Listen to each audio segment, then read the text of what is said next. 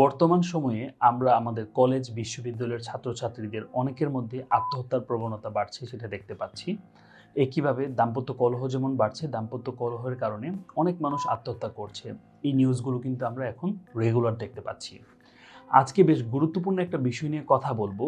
যখন আমরা একদম আত্মহত্যার লাস্ট স্টেজে চলে যাই, প্রিয় মানুষটার অবহেলার কারণে সেই জায়গা থেকেও কীভাবে আমরা বের হয়ে আসতে পারি। আমি খন্দকার আরিফুল হক, কাজ করছি ইসলামিক সাইকোলজি এবং মানুষের আত্মপরিচয় খুঁজে পেতে সহযোগিতা নিয়ে। তো অনেক সময় আমরা যখন কাউন্সিলিং করি, অনেক মানুষ এসে আমাদের কাছে বলেন যে ভাই, আমি যে মানুষটাকে ভালোবাসি সে আমার সাথে প্রতারণা করেছে, বিট্রে করেছে, অথবা আমার স্বামী এখন আরেকটা নারীকে বিয়ে করে ফেলেছে, বা আরও একটা নারীর সাথে তার সম্পর্ক। অথবা অনেক স্বামীরা এসে বলে আমার স্ত্রী সে কারোর সাথে পরক্রিয়া করছে, অথবা আমার ২ জন সন্তান থাকার পরেও আমার স্ত্রী অন্য কারোর সাথে সম্পর্কে আছে। এই টাইপের অনেকগুলো সমস্যা থাকে এবং এই বাস্তবতাকে, এই সামাজিক অবস্থাকে অস্বীকার করার কোনো সুযোগ নাই। এখানে আমি আমার কাউন্সিলিংয়ের জায়গা থেকে ছোট্ট একটা পরামর্শ আপনাদের সবার সাথে শেয়ার করতে চাই। সেটা আমি বলবো, আমাদের সোর্স অফ হ্যাপিনেস, এইটার যে বাউন্ডারিটা, এই বাউন্ডারিটাকে বড় করতে হবে এবং এইটাকে নির্দিষ্ট কোনো মানুষের সাথে, নির্দিষ্ট কোনো জায়গার সাথে সম্পৃক্ত করা যাবে না। বিষয়টা কেমন, অল্প একটু ব্যাখ্যা করি। অনেক ছেলে আছে, সে একটা মেয়েকে ভালোবাসে, একটা মেয়েকে পছন্দ করে এবং ওই মেয়ের বিষয়ে তার চিন্তা ভাবনাটা হচ্ছে, এই মেয়েকে যদি আমি বিয়ে করতে না পারি, এই মেয়েকে যদি আমি না পাই, তাহলে আমি মরে যাব, আমি হাত কেটে ফেলবো, আমি গমের ঔষধ খাবো, আমি এনি কাইন্ড অফ পয়জন নিব, দেন আমি আমার নিজেকে শেষ করে দিব।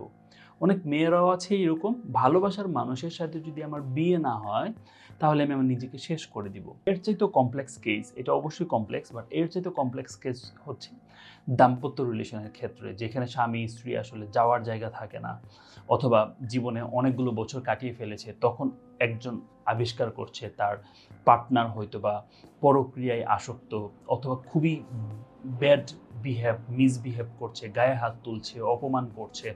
তখন আসলে মনে হয় নিজের জীবনটা শেষ করে দেয়া ছাড়া আর কোনো উপায় থাকছে না। এবং আমরা যখন কষ্ট পাই, মানুষ যখন দুঃখ পায়, ওইটাই সে বারবার ভাবতে থাকে। এবং বিয়ের পরে কি হয়, মানুষগুলো মোটামুটি ডিটাচ হয়ে যায়। অনেকের তো আত্মীয়স্বজনদের সাথে ভালো সম্পর্ক থাকে না এই মুহূর্তে। আমাদের একক পরিবার বাড়ছে, রিলেটিভদের সাথে ভালো সম্পর্ক থাকে না। সেই ক্ষেত্রে যেটা হয়, সে তখন বারবার একটা মানুষকে নিয়ে আমি থাকি, আমার হাজব্যান্ডের উপর আমি সব কিছু নির্ভর করছি, অথবা আমার ওয়াইফের উপর সব কিছু নির্ভর করছি, অথবা আমার ছেলে মেয়ের উপর নির্ভর করছি।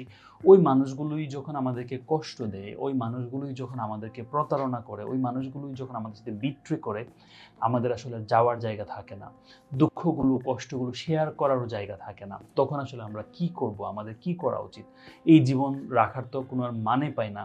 যেই মানুষগুলোর জন্য সারা জীবন কষ্ট করলাম, পরিশ্রম করলাম, ইনকাম করলাম, জীবন যৌবন এই মানুষগুলোর পিছনে ব্যয় করলাম, এখন আমার কি করার আছে?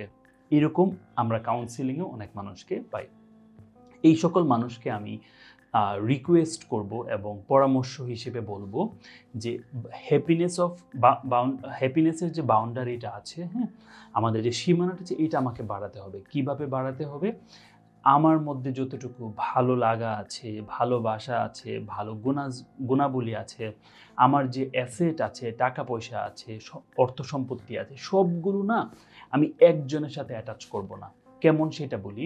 আমি যদি আমার কিছু পুর রিলেটিভ আছে, তাদেরকে যদি আমি মাঝে মাঝে আর্থিক সহযোগিতা করি, এইটা আমাকে একটা মিনিং দিবে জীবনের, লাইফের একটা ইমপ্যাক্ট দিবে আমাকে, এবং এটা আমাকে একটু দায়িত্বশীল করে তুলবে যে আরিফ, এই ৪-৫টা মানুষ কিন্তু তোমার উপর ডিপেন্ডেন্ট, বা তুমি কিন্তু তাদের মুখে হাসি ফোটাচ্ছ। আমি আশেপাশের যে কোনো মানুষ হইতে পারে, আমার দারোয়ান হইতে পারে, আমার বাসার কাজের বুয়া হইতে পারে, ওদেরকে আমি হেল্প করি, ওদেরকে হাসি ফোটাতে আমি হেল্প করি। যখন আমি অন্য মানুষের লাইফ ইজি করার চেষ্টা করি, আমার লাইফ কিন্তু ইজি হয়, আমার জীবনকে একটা পজিটিভ একটা ভাইব দেয় এটা, রাইট? তারপরে আমি ভালো কিছু সংগঠনের সাথে যুক্ত থাকতে পারি, সামাজিক সংগঠনের সাথে যুক্ত থাকতে পারি। এটা গাছ লাগানো কোনো টাইপের সংগঠন হইতে পারে, দারিদ্র্য বিমোচন কোনো টাইপের সংগঠন হইতে পারে, বই পড়া বিমোচন টাইপের সংগঠন হইতে পারে। আশেপাশে এরকম সংগঠন না থাকলে আমি নিজে তৈরি করতে পারি, ভালো ভালো গ্রুপ তৈরি করতে পারি। মসজিদ রিলেটেড বিভিন্ন গ্রুপ আছে, রাইট? তো ভালো ভালো গ্রুপের সাথে আমি যুক্ত হইতে পারি, তখন ওইখানে আমি টাইম দিতে পারি, মনের কথা বলতে পারি, ওদের সাথে সময় কাটাতে পারি, এবং আমার কাছে তখন মনে হবে না সোসাইটিতে আমি ইম্প্যাক্টফুল কিছু করছি। রাইট, আমার যে নলেজ আছে, আমার যে স্কিল আছে, এটা আমি কাউকে শেখাতে পারি, এটা আমি টাকার বিনিময়েও শেখাতে পারি, ফ্রিতেও শেখাতে পারি। কোনো না কোনোভাবে আমার যে ভ্যালুগুলো আছে, এই ভ্যালুগুলো যদি স্কিলগুলো কোয়ালিটিগুলো আমি অন্য মানুষদের মধ্যে ছড়িয়ে দিতে পারি, এইভাবে আমরা আমাদেরকে অন্য অন্য মানুষের সাথে সোসাইটির সাথে যত বেশি অ্যাটাচড করব, তখন আমাদের মধ্যে যে লোনলিনেস এটা কেটে যাবে, এবং আমাদের যে মানে সোর্স অফ হ্যাপিনেস, যে একটাই আমার সন্তান, একটাই আমার স্ত্রী, একটাই আমার স্বামী, এটা থেকে বের হয়ে যখন আমি অনেকগুলো সোর্স থেকে হ্যাপিনেস পাওয়াটা, অনেকগুলো সোর্স থেকে ভালো লাগার অনুভূতি পাওয়াটা যখন আমার বাড়বে, তখন লাইফটা আমার কাছে মিনিংলেস মনে হবে না। কোনো কারণে আমার ওয়াইফ আমার সাথে বিট্রে করলেও মনে হবে না লাইফে গুরুত্বপূর্ণ আরও অনেক কিছু আছে। কোনো কারণে আমার গার্লফ্রেন্ড অথবা আমার বয়ফ্রেন্ড আমাকে ছেড়ে গেলেও মনে হবে না জীবনে গুরুত্বপূর্ণ অনেক কিছু আছে। আমি আমার বাবার মুখে হাসি ফোটাতে পারি, মায়ের মুখে হাসি ফোটাতে পারি, আমি এমন কিছু করতে পারি যেটা সোসাইটিতে ইম্প্যাক্ট রাখবে, 10,000 মানুষের জীবন পরিবর্তন করে দিতে পারে, এমন কোনো ভাবনা নিয়ে আমি কাজ করতে পারি, এমন কোনো প্রবলেমের সলিউশন আমি করতে পারি।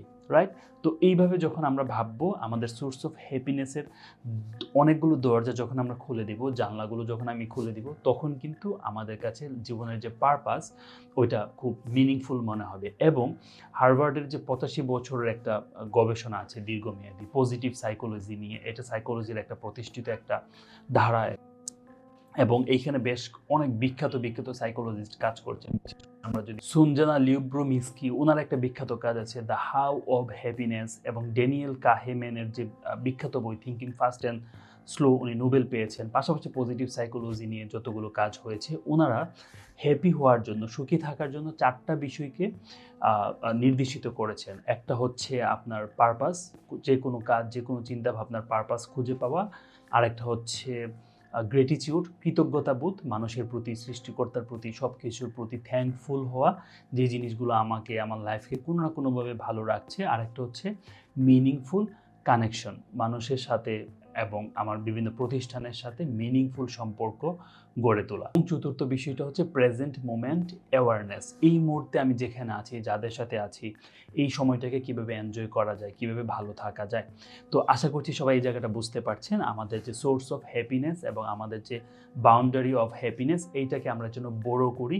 আর সর্বশেষ একটা কথা বলতে পারি, আল্লাহ তাআলা অনেক জায়গায় কোরআনে বারবার বলেছেন যে তোমরা যদি আমাকে ডাকো, আমি তোমাদের ডাকে সাড়া দিব, তোমরা যদি আমার কাছে চাও, আমি তোমাদের চাওয়া পূরণ করব।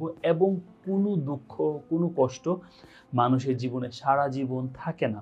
ক্লাস 4-এ হয়তো বা আমি একটা ভালো কলম কিনতে না পারার কারণে, ভালো ড্রেস কিনতে না পারার কারণে একবার কষ্ট পেয়েছিলাম, একটা বাইসাইকেল কিনতে না পারার কারণে হয়তো বা কষ্ট পেয়েছিলাম। এইটা কি ক্লাস 9-10-এ আমার আছে? নাই কিন্তু। ক্লাস 9-এ আমার লাইফে একটা ইনসিডেন্ট ছিল, এটা কি ইন্টারমিডিয়েটে আছে? নাই কিন্তু। 20 বছর বয়সে একটা প্রবলেম ছিল, 22 বছরে সেটা নাই। তো কোনো প্রবলেম কিন্তু চিরস্থায়ী না, মানুষও যেমন চিরস্থায়ী না, তাদের প্রবলেমগুলোও চিরস্থায়ী না। সুতরাং একটা কথা বলা হয়, time is the best healing, সময়ের সাথে সাথে সব কিছু হিল হয়ে যায়। তো পরিস্থিতি যত খারাপ হোক, কন্ডিশন যত খারাপ হোক, সারা জীবন এটা থাকবে না। আমি তখন নিজেকে নিজে ডিক্লেয়ার করব, আগামী 3 মাস আমি দাঁতে দাঁত চেপে যত কষ্টই হোক না কেন, এই পরিস্থিতিটা আমি সার্ভাইভ করি। আমি কারোর সাথে ঝগড়া করব না, আমি কারোর সাথে রাগারাগি মারামারি করব না, আমি ধৈর্যের সাথে, আমি পোলাইটনেসের সাথে, ভদ্রতার সাথে এই পরিস্থিতিটা মোকাবেলা করি, মানুষের সাথে পরামর্শ করি, ইনশাআল্লাহ ভালো কিছু আমার সাথে ঘটবে, এইরকম একটা কনফিডেন্ট আমি রাখবো। তো থ্যাংক ইউ সবাইকে। এই আলোচনাগুলো যদি আপনাদের কাছে উপকারী মনে হয়, অবশ্যই সাবস্ক্রাইব করে আমাদেরকে উৎসাহিত করবেন। আপনারা সাবস্ক্রাইব করলে এই টাইপের ভিডিও বানাতে আমরা অনেক বেশি উৎসাহিত হব, এবং আমাদের কাছ থেকে কোন ধরনের ভিডিও আশা করেন সেটা আমাদেরকে কমেন্ট বক্সে জানাবেন। ধন্যবাদ সবাইকে। আসসালামু আলাইকুম।